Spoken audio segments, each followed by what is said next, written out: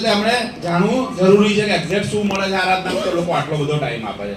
આપણે નોકરી કરીએ છીએ, રોજ 8 કલાક આપીએ છીએ, તો 500-1000 રૂપિયા આપણો પગાર હોય છે. જ્યારે આરાધનામાં 1 કલાક આપો તમે, સાહેબ 500 નું ખાતું ખોલો તો 500 તમારા, 1000 નું ખોલો તો 1000 તમારા, 2000 નું ખોલો તો 2000 તમારા, 5000 નું ખોલો તો 5000 તમારા. તો આરાધના બેટર કે આપણી જોબ બેટર? જોબ કરો જ દરેક વ્યક્તિ મેક્સિમમ જેટલો બિઝી રહેશે ને એટલું સારું રિઝલ્ટ આવશે. આ લખી લો પહેલા તો. નવરો હશે કશું કરી શકશે નહીં. હમણાં જઈશ, બપોરભાઈ જઈશ, જમીન જઈશ, સાંજે જઈશ, મોડે જઈશ, સવારમાં જઈશ. આ કોમન છે. તો તમે જોબ કરો છો, બિઝનેસ કરો છો, તો પ્લીઝ કોઈ વ્યક્તિ છોડશો નહીં. તમે આરાધના તમારી જે ઓરિજિનલ આવક છે એને બીટ કરે એ દિવસે છોડો. આજે રઘુભાઈ છે, તો રઘુભાઈને જ્યારે જોઈન કરે આરાધના, તો એમની જોબ ચાલુ જ હતી, 35+ એમની સેલેરી હતી. એમણે આરાધનાની અંદર એટલી આવક થઈ કે એમણે જાતે નક્કી કર્યું હું હવે જોબ છોડી દઈશ. એવા ઘણા બધા પર્સન છે, રાજુભાઈ છે કે જેમણે બી જોબ છોડી, એવા ઘણા પર્સન છે. પણ ક્યારે છોડી? આરાધના એમની ઓરિજિનલ આવકને બીટ કરે છે. તો આ વસ્તુ ખાસ ધ્યાન રાખો.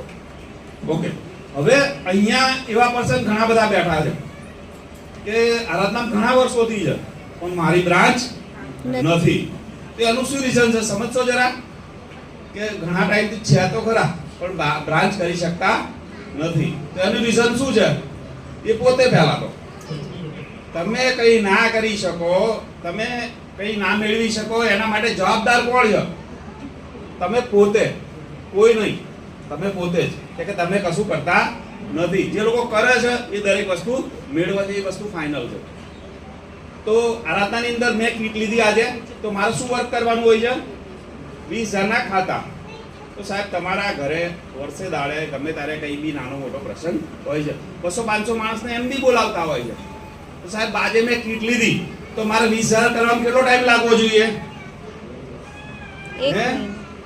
કેટલો ટાઈમ લાગવો જોઈએ? સાહેબ તમે જે દિવસે કીટ લીધી ને એ દિવસે જો તમે 20,000 ના કરી શકતા હોય ને તો આરાધના ના કરવું જોઈએ. હું તો ના પાડું છું. તો હજી કોઈ મહિનો કહેતો હોય ને તો આ આરાધના છોડ દેવું જોઈએ. એટલે તમે એવું સપનું જોઈ રહ્યા છો કે કાલ હું આસિસ્ટન્ટ બનીશ ને મને લાખ રૂપિયા ઉપર મળશે, તો એ સૌથી મોટી ભૂલ તમારી છે. એટલે જો તમે 200-500 જણા વચ્ચે રહો છો, ગામમાં, ફળિયામાં, સોસાયટીમાં, ફ્લેટમાં, જ્યાં બી રહીએ છીએ ત્યાં 200-500 જણા આપણી આજુબાજુ રહે છે.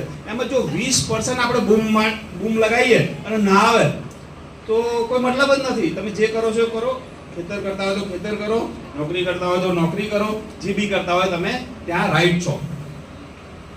એક આસિસ્ટન્ટ